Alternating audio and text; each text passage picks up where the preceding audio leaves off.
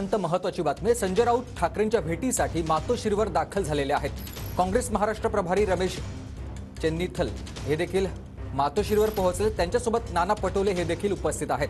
उद्धव ठाकरेंच्या भेटीसाठी काँग्रेसचे नेते मातोश्रीवर दाखल झालेले आहेत आणि या बैठकीदरम्यान जागा वाटपासंदर्भात चर्चा होण्याची शक्यता वर्तवली जाते. आपण ही दृश्य बघतोय. मातोश्रीच्या गेटवर नाना पटोले मातोश्रीमध्ये उद्धव ठाकरेंची भेट घेण्यासाठी संजय राऊत तसंच काँग्रेसचे नेते दाखल झालेले आहेत आणि या भेटीदरम्यान लोकसभेच्या जागावाटपासंदर्भात चर्चा होण्याची शक्यता सध्या वर्तवली जात आहे.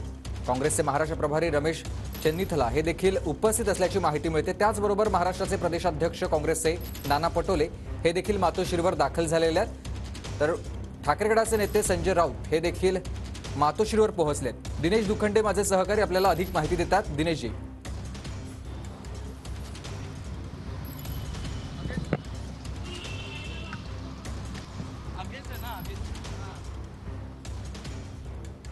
हॅलो.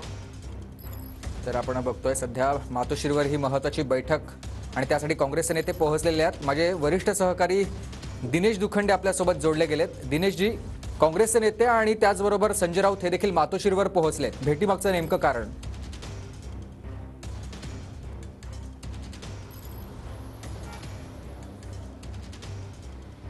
बघा, लोकसभा निवडणुकीच्या जागा वाटपासंदर्भात शिवसेना युबीटी आणि राष्ट्रवादी काँग्रेस शरद पवार गट यांच्यात फाईन ट्युनिंग आहे. यापूर्वी राष्ट्रवादी काँग्रेसच्या नेत्यांपैकी जयंत पाटील आणि जितेंद्र आव्हाड हे मातोश्रीवर उद्धव ठाकरे यांना काही दिवसांपूर्वी भेटून गेले होते.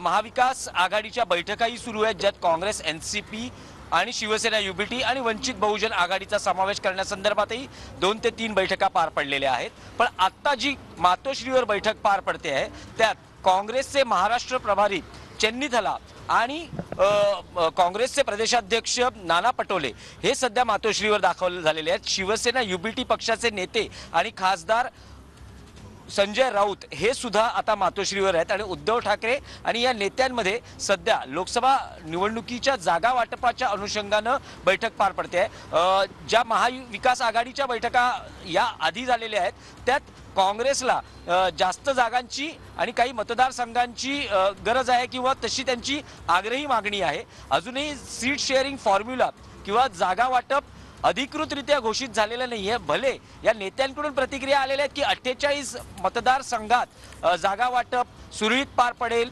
एकत्रित निवडणुका लढवल्या जातील. पण आता काँग्रेस स्वतःचीही एक स्ट्रॅटेजी आखते आहे.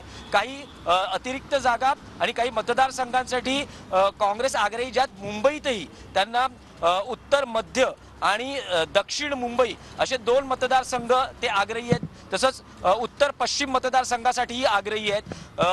4 जागांवर शिवसेना आग्रही आहे आणि भाजपला उत्तर मुंबई आणि उत्तर मध्य या सोडल्या जातील अशी शिवसेनेची भूमिका आहे. विदर्भातल्या काही जागा आहेत, तसंच उत्तर महाराष्ट्रातल्या काही जागा आहेत.